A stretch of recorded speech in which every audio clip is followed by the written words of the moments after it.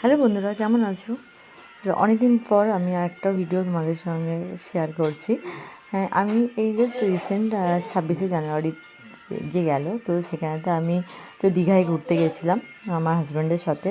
তো দেখো, আমি দীঘার মোহনাতে এসেছি, ঠিক আছে।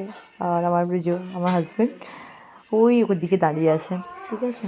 তো আমি মোহনাতে ঘুরে ফেরার পথে, ঠিক আছে, ওখানে মোহনায় যেসব মাছগুলো বিক্রি হয় না, দেখো তোমাদেরকে দেখাচ্ছি। এ দেখো চিংড়ি মাছ, তারপরে এখানেতে রয়েছে ইলিশ মাছ, অনেক বড় বড়, ঠিক আছে। আর চিতল মাছ, তারপরে ক্যাঁকড়া, দেখো পমফ্রেট, অনেক রকম মাছ এখানেতে ছিল, ঠিক আছে।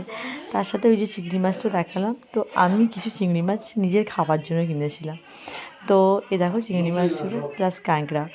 এই যে চিংড়ি মাছগুলো টাটকা ছিল আর জ্যান্ত ছিল, ঠিক আছে, একদম। তো আমি বেশি কিনিনি, 250-র মতন একটু কিনেছিলাম।